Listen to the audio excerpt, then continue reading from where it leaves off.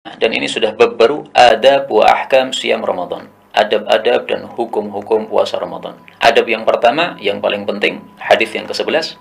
An Abi Hirrin ghafarallahu lahu wa li ummih qala Rasulullah sallallahu alaihi wasallam rubba sha'imin laisa lahu min siyamihi ilal ju'. Betapa banyak orang yang puasa tidak memiliki bagian dari puasanya selain lapar. Artinya tidak dapat pahala.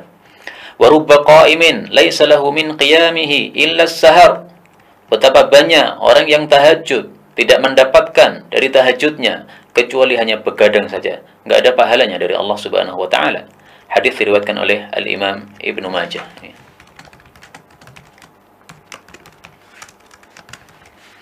Hadis ini menunjukkan bahwa kalau kita melakukan suatu amalan apapun juga, termasuk dalam hal ini adalah puasa, maka kita harus melakukannya dengan memenuhi syarat supaya amalan kita diterima oleh Allah Subhanahu wa taala.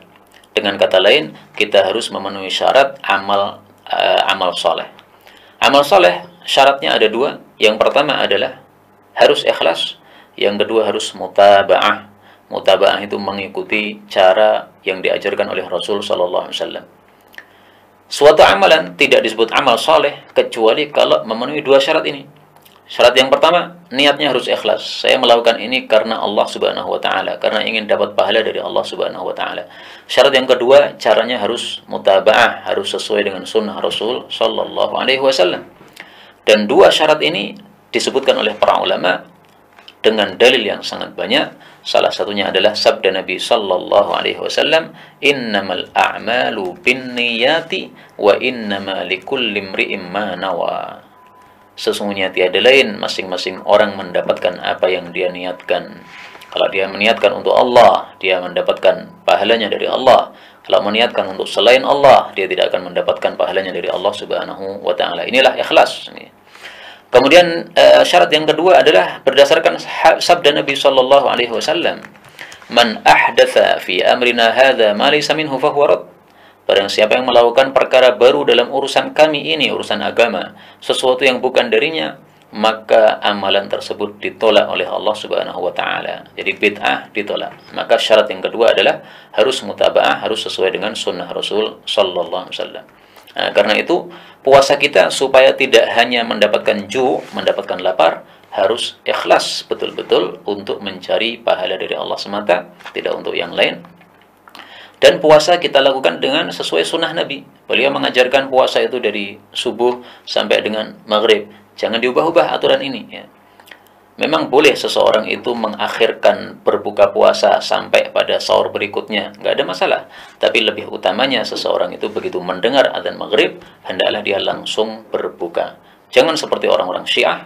Mereka tidak mau makan buka puasa ketika mendengar adzan maghrib, tetapi mereka menunggu sampai gelapnya langit atau gelapnya cuaca. Ini tidak benar. Yang benar adalah begitu sudah tenggelam, ini sudah waktunya kita untuk berbuka puasa. Inilah keyakinan Ahlus Sunnah wal Jamaah dalam hal ini, menyelisih mereka orang-orang Syiah, hadahumullah. Mudah-mudahan Allah hidayah mereka sehingga mereka kembali kepada sunnah Rasul sallallahu alaihi wasallam. Demikian juga qiyamul lail, tidak akan diterima oleh Allah kecuali kalau memenuhi dua syarat tadi.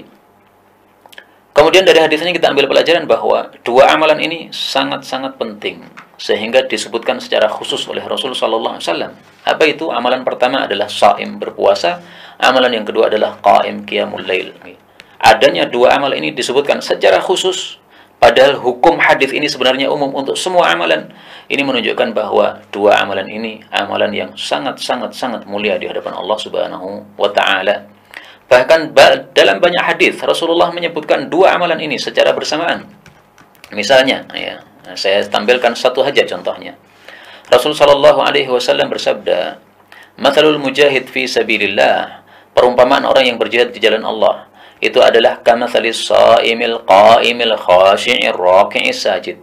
Itu seperti orang yang selalu puasa, selalu tahajud, khusyuk, ruku', sujud, terus melakukan itu sampai pulangnya si mujahid tadi.